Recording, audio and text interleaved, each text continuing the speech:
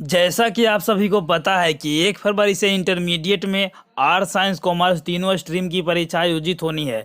तो इसके लिए एडमिट कार्ड भी बिहार बोर्ड जारी कर दिया गया है। तो लगभग सभी स्टूडेंट अपना एडमिट कार्ड को स्कूल कॉलेज से प्राप्त कर लिए हैं। अब सेंटर पे क्या आप लोग को लेकर जाना होगा।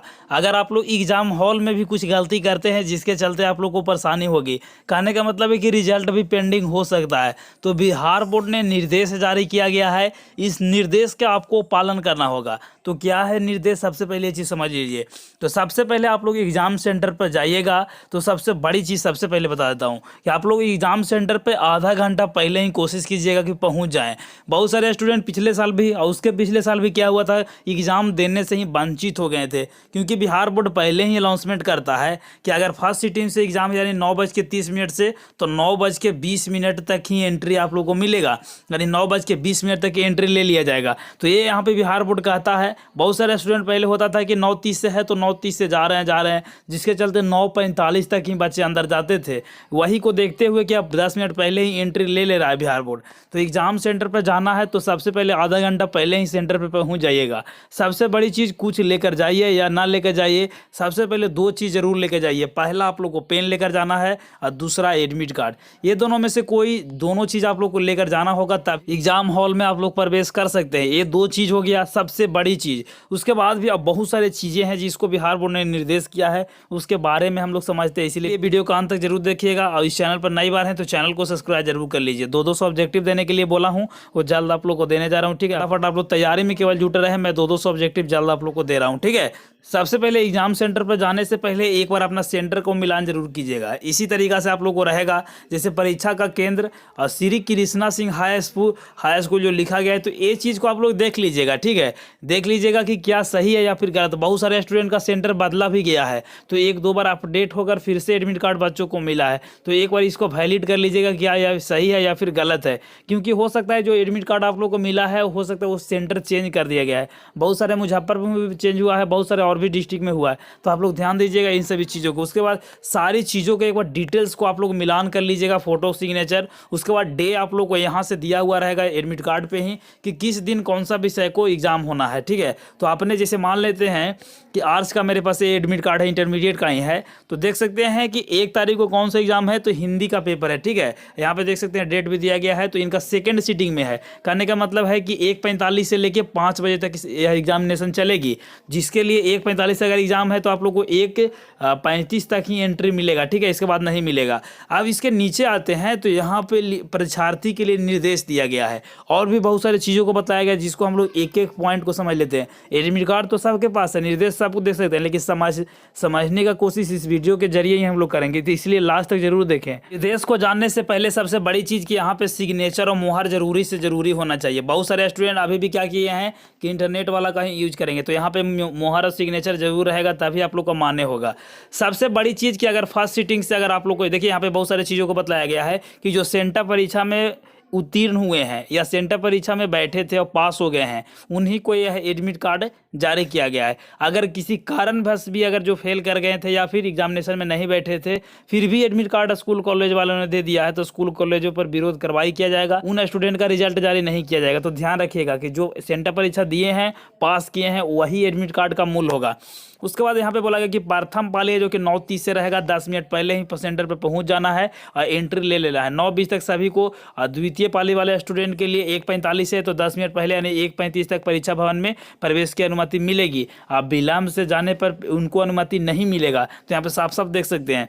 उसके बाद यहाँ पे 3rd नंबर को अगर देखते हैं तो यहाँ पे बोला गया है कि परीक्षा भवन में सबसे बड़ी चीज़ यही चीज़ के लेकर सुबह में बहस भी हुआ कि परीक्षा भवन में जूता पहनकर अनिवार्य रूप से वर्जित है, यानी जूता मोजा पहनकर नहीं जा सकते हैं, और अन्यथा परीक्षा भवन में प्रवेश की अनुमति नहीं मिलेगी। परीक्षा केंद्रों पर calculator, mobile phone, Bluetooth earphone एवं अन्य इलेक्ट्रॉनिक गैजेट को अगर लेकर जाते हैं तो आप लोग को परीक्षा से बाहर कर दिए जाएंगे या फिर आप लोग को परीक्षा देने की अनुमति नहीं मिलेगा। 4था नंबर में बोला गया है कि परीक्षार्थी को प्रत्येक विषय की परीक्षा के लिए OMR उत्तर पुस्तिका मिलेगी।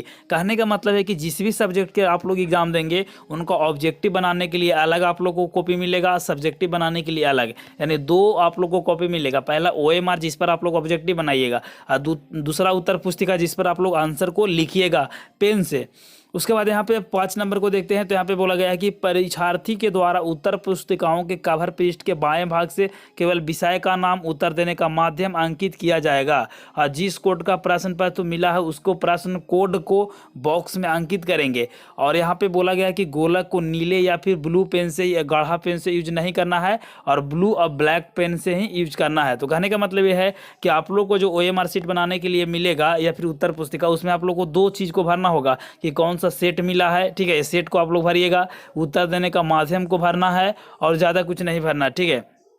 और नीचे आते हैं तो 6 नंबर में यहाँ पे बोला गया है, 6 नंबर में बोला गया कि उत्तर पुस्तिकाओं को रफ करने की अगर आवश्यकता किसी भी स्टूडेंट को पड़ता है तो देखिए कैसे क्या करना है। सबसे लास्ट वाला जो पेज होता है उस पर आप लोग, जैसे मान लेते हैं मैथ का क्वेश्चन आप लोग को रफ करना है, तो सबसे जो उत्तर पुस्तिका मिलेगा उस पर सबसे लास्ट वाला पेज पर बनाइएगा और बनाने के बाद लास्ट में इस तरीके से क्रॉस कर दीजिएगा, नहीं काट दीजिएगा। यहाँ पे देखिए चिन्ह यहाँ पे भी दिया गया है बिहार बोर्ड के द्वारा कि इसी तरीके से करना होगा। अगर किसी कारण बस लास्ट में आप लोग रफ किए उसके बाद ऐसे क्रॉस नहीं किए तो हो सकता है कि उसको भी चेक करने वाला टीचर काउंट कर ले, उसका नंबर कुछ क्रॉस व्रॉस कर दे तो प्रॉब्लम होगी। तो ध्यान रखिएगा कि रफ करने के बाद इस तरीके से क्रॉस कर दीजिएगा। और यहाँ पे बोला गया है कि A और B में दोनों निर्देश जो दिया गया है वो दोनों निर्देश को मिला लीजिएगा। कहने का मतलब है कि OMR वाला और उत्तर पुस्तिका वाला दोनों सेम है या फिर नहीं है, दोनों को आप लोग मिला लेना है, ठीक है। और बोला गया है 8 नंबर में कि किसी कारणवश अगर आप लोग किसी से मदद लेते हो, जैसे कि यहाँ पे देखिए 8 नंबर में कि परीक्षा कक्ष में एक दूसरे से मदद लेना या बातचीत करना अथवा किसी भी प्रकार के कदाचार अपनाने या अपराध करने पर पकड़े जाते हैं तो निष्कासित कर दिया जाएगा।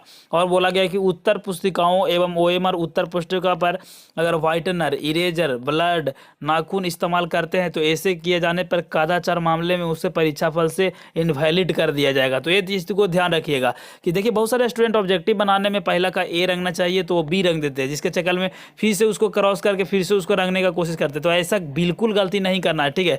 ध्यान रखिएगा OMR कैसे भरना है ये सभी वीडियो में पहले ही बना चुका हूँ। उसके बाद आते हैं तो यहाँ पे बोला गया है कि परीक्षा प्रारंभ होने के 1 घंटा अंदर किसी भी परीक्षार्थी के परीक्षा केंद्र से बाहर जाने की अनुमति नहीं होगी। परीक्षा की समाप्ति OMR पत्रक एवं उत्तर पुस्तिका परीक्षार्थी को पुनः नहीं लौटाई जाएगी। कहने का मतलब है कि किसी कारणवश अगर स्टूडेंट निकलना भी चाहते हैं तो उनको 1 घंटा के पहले नहीं निकलने की अनुमति दिया जाएगा, ऐसा यहाँ पे बोला गया है। 10 नंबर में बोला कि यदि किसी विद्यालय के प्रधान के द्वारा किसी भी स्टूडेंट का निर्गत प्रवेश पत्र उनके किसी भी वितरण के लिए सुधार परिवर्तन किया जाता है तो ऐसे स्थिति में केंद्रीय पर भी कार्रवाई होगा, साथ ही स्कूल के प्रधान पर भी कार्रवाई किया जाएगा। कहने का मतलब ये है कि एडमिट कार्ड में किसी प्रकार का संशोधन कर देते हैं या विषय बदल देते हैं या किसी और चीज़ कर देते हैं तो ऐसे टीचर पर कार्रवाई किया जाएगा। यानी एडमिट कार्ड में अब किसी भी प्रकार का चेंजेस नहीं होगा, ठीक है। तो ये चीज़ को ध्यान रखिएगा। और सबसे लास्ट में बोला गया है यहाँ पे देखिए कि परीक्षार्थी को अनिवार्य रूप से मास्क लगाकर परीक्षा देने के लिए जाना है, ठीक है। यानी मास्क लगाकर आप लोग जाइएगा तभी आप लोग को सेंटर पर एंट्री मिलेगा। तो ये सभी चीज़ को ध्यान में रखते हुए आप लोग एग्जामिनेशन सेंटर पर जाइएगा। कोविड प्रोटोकॉल को जरूर आप लोग पालन करिएगा। सेंटर पर कम से कम मास्क लेकर जरूर जाइएगा। सैनिटाइजर की वहाँ व्यवस्था रहेगी, कक्ष को भी सैनिटाइज किया जाएगा। एग्जाम हॉल में जाने से पहले आप लोग अपना पेन को जरूर चेक कर लीजिएगा। पेन भी वो भी अच्छा वाला पेन होना चाहिए, 2 पेन कम से कम लेकर जाइएगा। एडमिट कार्ड लेकर जाइएगा। अगर किसी कारण बस एडमिट कार्ड गुम हो जाता है या भुला जाता है तो ऐसे स्थिति में आप लोग एडमिट कार्ड के बदले आप लोग आधार कार्ड, वोटर कार्ड, पासबुक या किसी भी चीज़ की जिस पर आप लोगों का पूरा डिटेल्स में विवरण हो उसको लेकर जाइएगा, तो उससे आप लोग एग्जामिनेशन दे सकते हैं, ठीक है। तो यही था इन्फॉर्मेशन। अगर पसंद आया होगा वीडियो तो वीडियो को लाइक कर दीजिएगा। इस चैनल पर नई बार है तो सब्सक्राइब भी कर लीजिए, क्योंकि यहाँ पे 200 ऑब्जेक्टिव प्रति विषय देने वाला हूँ। तो मिलते एक नई वीडियो में, तब तक ले जय हिंद, वंदे मातरम।